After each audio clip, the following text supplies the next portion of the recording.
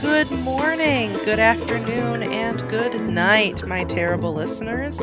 How are you? You're tuned in to Terrible Sex with Naseem. I am your host, Naseem. I am a registered nurse, aspiring sex educator, and polyamory enthusiast, here to tell stories and guide you through our world's infinite number of sexualities, and some other stuff. Do you have a terrible sex story, question, or just need a place to share your perversions? We'd love to hear from you. All of our contact info can be found at terriblesexwithnaseem.com or find me on Twitter at terrible_sex. All right, with that out of the way, let's get on to this week's story. What happens when distance changes your sex life? Let me explain. As you may know, mostly because I won't shut up about it, I am polyamorous. I have a husband and I date other men. Currently, I have a partner in Chicago as well. My husband, Jar, who you know and love, also dates and has a girlfriend. And to complicate things even further, because things were not complicated enough, I do not currently live with my husband.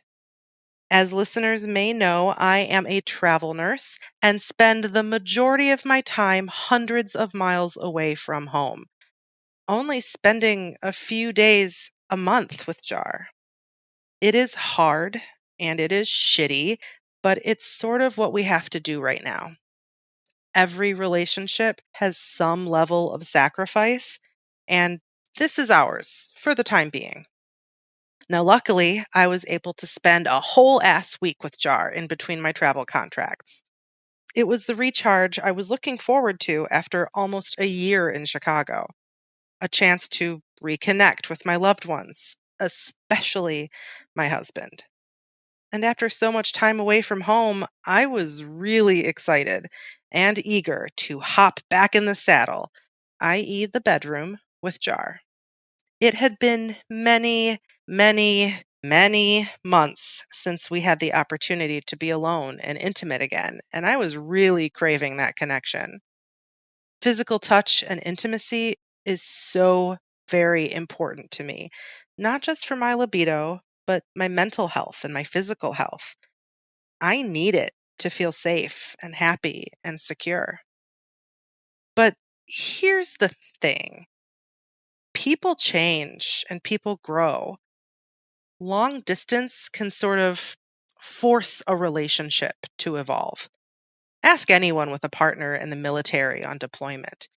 They come back and things are not exactly the same as when they left.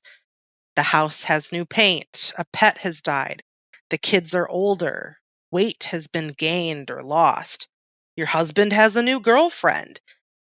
While the core of the relationship exists and is still strong, it is not without obstacles, even sexual ones. Sometimes you return to a whole ass new person and it's like dating them from the beginning all over again. And while that can be very exciting and you get that burst of new relationship energy, it also means you might have to relearn how to do some things. Let me set the scene. It was my second full day at home, and Jar and I were in bed. We had spent the morning lounging around and cuddling before he had to set off to work for the day.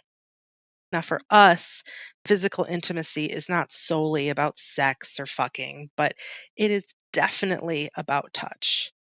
Cuddling, playing with hair, massages, long, deep conversations while holding hands. But the sex, that was certainly something I was looking forward to and really wanted. Now, I should mention that in terms of changes, I came home to a man I barely recognized. Jar has lost something like 50 to 60 pounds in the last year. He's also tall, which isn't really a change. I guess he was always tall, but he's leaned out quite a bit. He's also faster, stronger, and has more stamina. And I swear to God, you guys, I'm not joking. I really think his dick got bigger. However, I'm still me, built like a linebacker. So there we are, in bed, naked cuddling, and Jar gets a little frisky. We start making out, and it becomes evident to both of us that intercourse is on the table. Well, on the bed, as it were. One of the things about being in a long term relationship is you become comfortable with a person's movements. You can anticipate their touches, actions, and generally how it's going to go down. But in our case, since we've been separated by a state and a Great Lake for damn near a year, while also seeing other people, we've also grown accustomed to doing things differently. So instead of rolling onto my back, which is what I would have done before, Jar hoisted me up on top of him. Okay, all right. Cowgirl. I can do that. Fan favorite. I guess the view is good. I was wet, he was hard. No problem, right? Well, not so much. As I'm up there, he's trying to find my vagina and penetrate. But as I move and gyrate, he can't stay in. So I reach down and reposition, and it works for a moment. But the angle of entry isn't allowing him to stay inside me while I move about in Cowgirl. Also, the fact that he inhabits a smaller body than me now is becoming very evident. So we go back and forth, readjusting a few times, but it's too slippery and it's just not really working. And of course, I'm getting deep into my head about it, and Jar knows me well enough to realize this, so he suggests that we try something else. And he encourages me to go on my back. Missionary, the gold standard, tried and true. So I lay back down, albeit a little discouraged, but I'm still hopeful.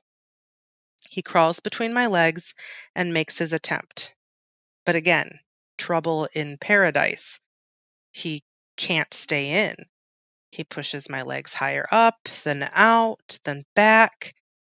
We spend a few minutes reconfiguring and fucking around with the position, trying to fit together, to connect.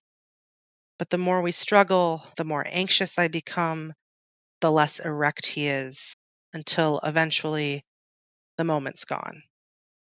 We laid there for a moment, looking at each other. I wanted to cry. What was happening? And what does this mean for our sex life, for our marriage?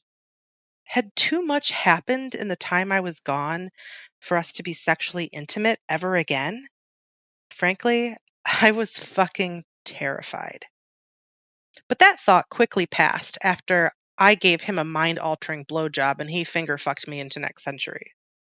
Now, I'm not saying my husband and I will never have V and V intercourse ever again. I really don't think that's likely. Time and distance can fuck up physical chemistry. Now, in some cases, it does heighten it, and if that's the case for you, congratulations. But in ours, it's something we're going to have to work on. Getting used to our bodies again, throwing away our, mostly my, insecurities, and just enjoying whatever time and intimacy we do share. There are other ways to enjoy ourselves and our bodies other than vaginal penetration. I've said this on the podcast before, that sometimes a sex position or activity may not work for you, and that is okay. Some sex positions don't work for everybody. And sometimes you can't keep an erection, or things are painful, or any myriad of other things. So don't be afraid to take sex off the table. Try something else and try again later. But are there really happy, long term, sexless marriages and partnerships? Of course there are. It's not actually that uncommon in polyamorous communities. Plenty of poly couples have other partners they engage with physically, but they don't do that with the ones that they're married to or nest with. And that works for them. It's just one of the ways people practice what some call relationship anarchy, defining a relationship on your own terms instead of societal expectations. Now, in my experience, different partners serve and fulfill us in different ways. I do want a sexual relationship with my husband, but if one day we come to realize that that won't work for us anymore, that's a conversation we can be open about. We have the rest of our lives to figure it out. Thanks for listening.